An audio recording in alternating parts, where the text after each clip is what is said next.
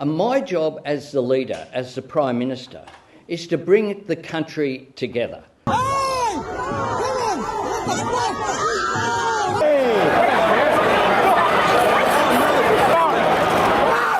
Social cohesion, the Australian way. Hey. Isaac Herzog officially landed in Australia on Monday and was met with several protests across Australia. In Sydney in particular, police were quick to escalate the situation with arbitrary detentions. A local Bondi man began booing, yelling the words shame towards the president's car. They temporarily placed him under arrest, alleging that he was inciting fear and harm. And eventually violence. Masad Mins has so far refused to really apologise for any of the violence that occurred, including the beating of protesters with their hands up. Instead, he continues to back the actions of police violence and dismiss calls for investigations and insinuate that the protesters were a violent threat to Jews in a way to justify what occurred that day. We had 7,000 Jewish mourners in the same city at the same time. If those police lines were breached by the protesters, it would have been far, far worse. What's most fucking stupid about this entire claim, aside from the fact that Jews were present at the protest and were beaten by police, is that it makes zero fucking sense. Footage showed that the police lines were running at protesters, not the other way around. And how does that justify the actions of police when they brutalized Muslims that were praying? They clearly were not breaching any lines, nor rioting as Mins went on TV to claim. Yet they were still met with violent force. Now, I know Australia isn't particularly fond of Muslims. We have a rich history of Islamophobia, but think about it if the shoe was on the other foot for a second. Police would not have taken such actions if it was any other religion, be it Jews or Christians. And if they had, the outrage would have been enormous and the repercussions immediate with police investigations launched. Instead, we're getting these moments in the media making atrocious claims to whitewash the violence and the actions of the state. So Muslims praying in the city as well, Premier, whether it was legitimate prayer or they were baiting police, who knows, but that will be weaponised against the force.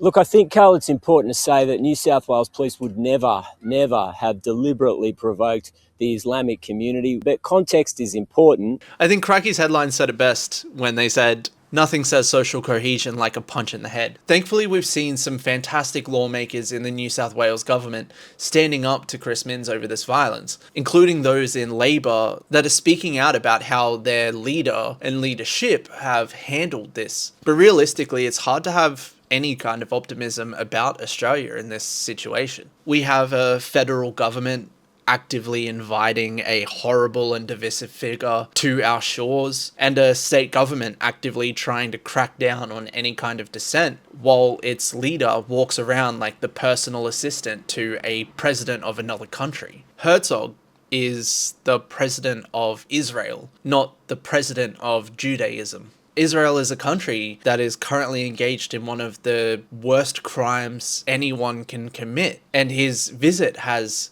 corresponded with the government of Israel expanding West Bank settlements, while actively claiming that this is to ensure there is no possible way to have a two-state solution. The two-state solution that Australia rhetorically supports, while actively supplying the arms and whitewashing its figureheads, even after an Australian was murdered by them, that is still not seen anyone prosecuted. Additionally, Israel is preparing to execute Palestinian political prisoners, some might say hostages, that for a wide swath have not been charged with any crimes or been convicted and are routinely tortured, and for those that were convicted were done in a military court that has a near perfect conviction rate. A kangaroo court, if you will. These are all things that should make any human angry, especially when the figurehead for that government, yes, he's not an active participant of the government, but the president is the head of state. Whether he's an actor or not, he represents the country ceremonially. If Australian governments really wanted social cohesion, it would not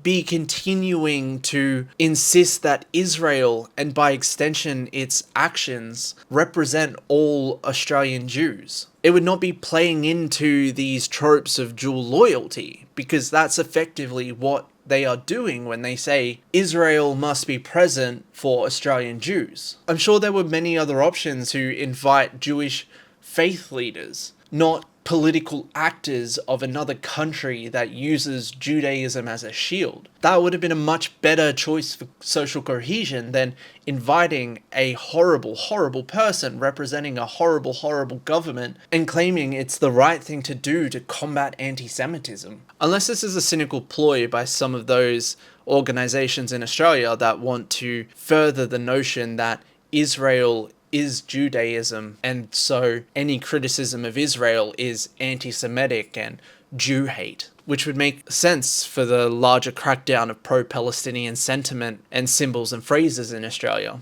and the concerted effort to remove Palestinian identity from the public sphere. I don't know, it just makes me angry to think about how dumb it is, but the power relationships that exist and the people that lead our parties want to play into these tropes and further help the horrible right-wing extremist government of Israel and protect it from any kind of dissent. Rather than trying to make Israel do the right thing, we are instead being attacked by our own governments for disagreeing with the actions of Israel. It's a wild thing that I never thought I would live through in Australia, but here we are. You can now go to prison or get beaten for simply standing up for human rights. I don't know, look, this was more of an ad hoc video. I wrote a little script but didn't put a lot of effort into it. I wanted to make a quick conceptualization of my thoughts. If you like it, I would appreciate it if you like and subscribe. Let me know what you think in the comments. I'm growing. Your input would be helpful and appreciative, so thanks. I'll see you in the next one.